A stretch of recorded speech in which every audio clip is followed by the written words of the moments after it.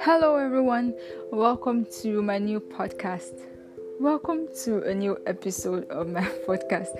My name is Anyonyemi Timtokwe, and in this episode, I am basically going to be stating the things that are responsible for low self-esteem, the causes of low self-esteem. And I titled it The Triggers of Low Self-Esteem because growing up, many of us thought that it was our fault that we had low self-esteem. We thought we were responsible for the fact that our self-esteem was low. But there's so many things that, and it could vary from childhood to childhood, from person to person. There's so many things that are responsible for low self-esteem psychologically, and it could be societal too. But it is just not on you. You're not the reason you have low self-esteem. And knowing this, realizing this is one of the many baby steps that you have to take in defeating your low self-esteem. So that's why it's important that we have this discussion actually. So if I am not responsible for my low self-esteem, what then are the causes of low self-esteem? Like I said before, it could vary from childhood to childhood and from person to person. But the general causes of low self-esteem, number one would be unsupportive parents or unhappy childhood. When you grow up in a home where you were not exactly happy as a child, everything wasn't, merry and exciting as it should be. It could hurt your self-esteem. You're really growing up and you realize that your parents are not even as supportive as you want them to be. Say, for example, you want to be a photographer or a fashion designer or something, and then your parents tell you that you tell your parents and they're like, no, you have to go to school and be a lawyer. There's totally nothing wrong in going to school. What is wrong is them telling you what they think you should be. Tell you have to be a lawyer. And then I don't want to be a lawyer. I don't want to wear bib and be in court saying, my lord, may I not. I want to be a fashion designer. And then they insist and they impose that it is that law that you must, that you must do. And because you are not, and the reason why I actually mentioned unsupportive parents as number one of the causes of low self-esteem is because it's one of the major things that are responsible for low self-esteem in the lives of so many people. Because where you hope to get the most support, where you hope to get the most, the most love, is not where you're not getting it. Because everything actually begins at home. So if where you think that you should get support is where you're getting the exact opposite, of course it's going to, harm your self-esteem. And you see that this is not in any way our fault. We're not responsible. It's not our fault that we had to grow up like that. It's not our fault that we had to be in homes or in society like that. So and there's a particular one that I can personally relate to, because I'm skinny. So, and of course I get body shamed a lot. So when I come home and I'm like, somebody just called me this or somebody just body shamed me and I'm crying and I'm like, oh this, oh that. The next thing I hear is, it's your fault now. Why are you wearing what you're wearing? And I'm wondering, it's my fault that I just got body shamed, really? Because first of all, I'm not going to wear those clothes that you want me to wear. Definitely not. Second of all, there is nothing on earth that you want me to wear that's going to make me look or appear as big as you want me to look. There's nothing. I'm skinny, I am small, I'm petite. So even if you throw me in a sack, if you sew like 5 sacks together and you throw me inside of them, you would still be able to tell that the person inside those sacks is skinny. So why not support me on the journey to loving my body instead of giving me reasons why I should hide, what I look like? Because there's nothing to even hide in the first place. So imagine what that would have done to my self-esteem. And I'm sure most of us can actually relate to this. Plus, there's something that's very typical with parents. I don't know if they went to a school where they were taught that to criticize your children, you have to compare them to somebody else. Because they do it a whole lot and it harms the self-esteem. It does. So I don't pass my exams and there's somebody somewhere that is, topping the charts with our grades. And your friends are like, why can't you be like that person? See how she's doing so well. It's okay to criticize me and make me want to be better. What is not okay is actually comparing. So it does a lot to self-esteem of a person. Another thing would be ongoing stressful life events. Like a toxic relationship, financial trouble, and it doesn't even have, the relationship does not necessarily have to be the romantic type, to be very honest. It could be a friend to friend relationship. It could even be family, like I said earlier. But majority of those types of relationship are usually the romantic type. So two people are dating, and then there's one partner that is very, very abusive, very, very, verbally, emotionally, physically. It makes you question your self-worth. It makes you ask yourself if there's something you're doing that is not right. Am I even enough for this person? Is that why he or she is treating me like this?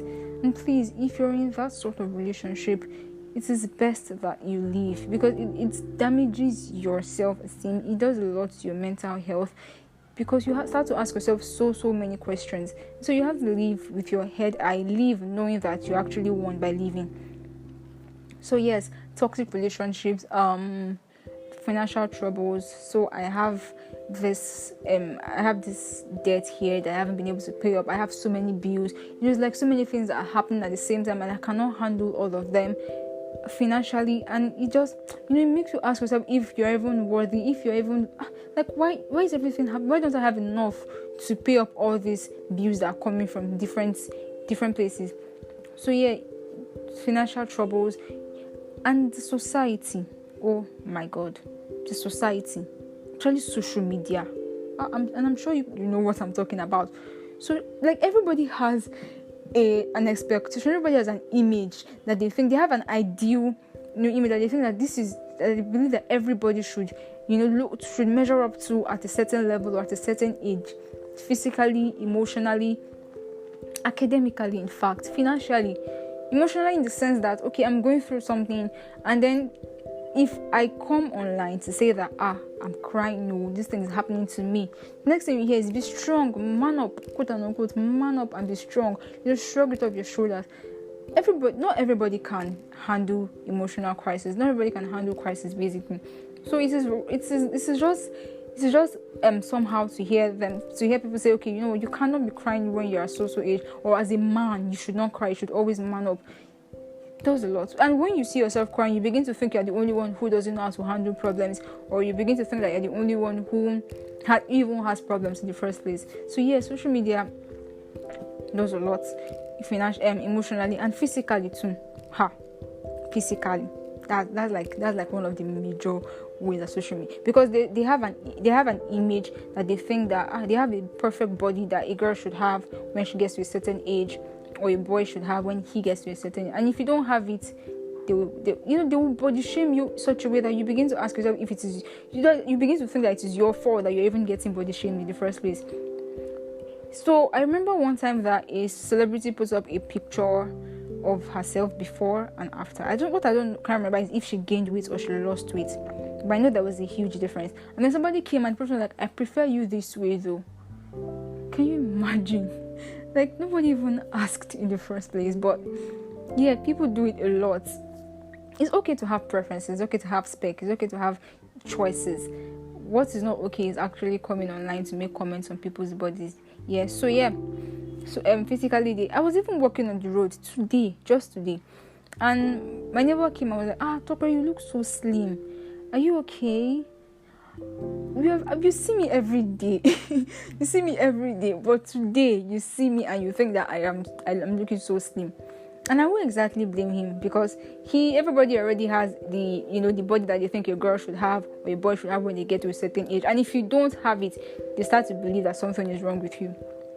So yes, society, academically too, people want to know how you're faring in your studies. So they come online and they're like, tell us your CGPA, and then you say it, bam, and then they'll tell you, so as fine as you are, or after all your noise. That thing is very, very popular. I don't know where they get the idea from, but after all your noise, this is how best you can do in your school. Can you imagine? So, and imagine imagine I was one that they said that to. Imagine how I would feel. It's okay. People think that on social media they tell you they're just catching cruise, quote unquote. They are having fun. That it's just jokes. I beg, take it out as how you want. You're forgetting that not everybody is thick-skinned enough to take jokes the way you think they should take it. People are battling with so many things, and it's to be wrong to just come along and say, I'm just joking, I'll take it like that. Or you make comments on somebody's body and you say, that's my opinion on my body. Yes, we get that is your opinion, but do you have to say it? So yeah, that's how social media. And financially too, when you're 30 or 30 plus, or you got into a certain age, they tell they make it seem like if you don't have, at least 2 cars, if you don't have a house in your name, if you don't have like 7 degrees, if you don't have, you're not yet there yet. You never reach, and that's very, very terrible. Those are the many things that social media do to harm a person's self-esteem. And like I said, it is not our fault that we have to grow up in a society like this. We can't blame ourselves for that. So yeah. And there's so many other things actually. There's negative thought patterns. So you'll be thinking that, you don't think or for example, you start something and you fail at it. You don't do well at it, and then you start to tell yourself that, maybe I'm just not good enough. Maybe I'm just a failure. And you say it so much that it becomes a pattern. Yeah, you say it all the time. Each time you start something and then it just crumbles, you tell yourself, I'm just not good enough. It's just a me thing. I can't do anything right. It harms your self-esteem. It harms it in so many ways. You made previous bad choices or mistakes. You did some things, that were not right in the past few years. And then they begin to, there's sometimes you just be on your own and then you just remember the mistakes that you made in previous years, and it's as if you can never do anything right. So those thoughts start to mess with you, and you keep thinking, it becomes a pattern too. And yes, it makes you feel less of yourself. So those are the things that could be responsible for low self-esteem. And how? Very important. How are you? What are the things that you are doing to trigger? So say you are not, by chance you don't have low self-esteem, and what are the things that you're doing to trigger somebody else's self-esteem? Body shaming. This particular one makes me so angry, because you don't know what people are. Some people have ongoing medical conditions that results in them looking the way they look sometimes. So it would be very unfair to come online to say, I prefer you this way though, or I think you should. It's fine to have preferences, like I said before. It's totally fine. But it is not fine when you give unsolicited opinion. If I come online and I say, okay, I'm trying to gain weight, what can I do? Then fine, you can say everything you want to say. But if I post my picture online, I don't expect you to come and say things like, I don't like how you look. Because, why would you even say that in the first place? So yes, body shaming people or making comments on people's body. There's sometimes, if you have a friend and she comes to me to say, okay, I want to gain weight or I want to lose weight, it's an entirely different case. Or let's say you just have a cordial relationship with a person where you guys can say things to each other without even calculating words. And you can just tell her that, okay, there's something, that's fine. But if you were not asked in the first place, if I didn't come to say, okay, please, how can I gain weight? How can I lose weight? It is not in your place to tell me how you think I should look. Yeah. And also criticizing people. I'm a big fan. I'm 100% fan of telling people the truth. Yeah. It's very, very essential to tell people the truth. But you just have to be very, very, very, very constructive about it. If you're criticizing people, do it constructively. There's something I saw somewhere. I think they called it the shawarma technique. First of all, there's the sandwich technique, where the bread on top is give me a second, I'm trying to remember. The bread on top is, sweet words, telling the person sweet things, while the meat in the middle is criticism, and the bread beneath is another level of sweet words. Yeah, that's the sandwich technique, and it's not very, very effective if you think about it. It's not very, very effective. But another one they call the shawarma technique, and I think I like that one so much. The thin bread on top, the thin bread outside, the thin wrap is sweet words, telling the person nice things, while the ingredients is different flavor. Different flavors of criticism. You are dashing criticism left and right. And then the grilling process is you trying to make light of your criticism, trying to make it seem like a joke. And I think it's actually very nice to do, your criticism like that. You can say, hi, I like your work. I like that you came up with this concept, but these are the ways that I think that you can improve on them. And then you end it by saying, once again, I like this concept. So yeah, you have to be very, very constructive so that you will not go and damage somebody's self-esteem. Because to be honest, we see people on social media and we do not know for sure what it is that they are going through. So we have to be very, very constructive with our criticisms. But you cannot be constructive about body shaming. Don't do it at all. So there's so many other things, and I'll be discussing them in my subsequent episodes.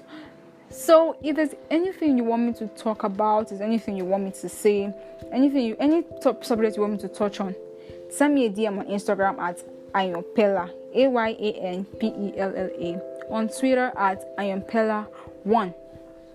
I'm here to understand why Twitter added one to my username. Probably seeing that there's nobody else with that username. But that's a discussion for another day. Follow me and send me a DM on either of both platforms, and I'll be here next time to answer to your request. Thank you for listening, and I love you. It's a new month actually, so happy new month, and bye.